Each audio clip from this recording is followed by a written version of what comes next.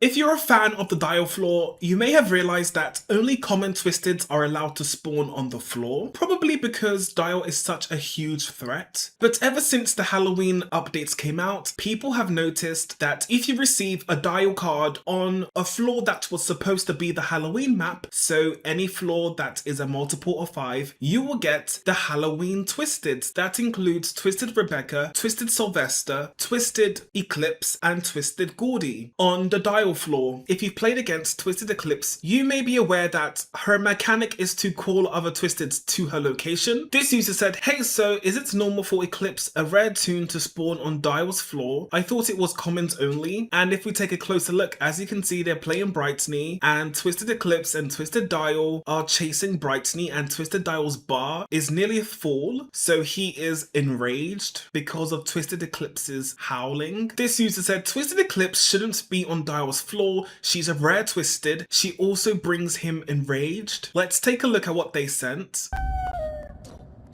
So Twisted Eclipse howled and Twisted Dial has been enraged. This is a nightmare.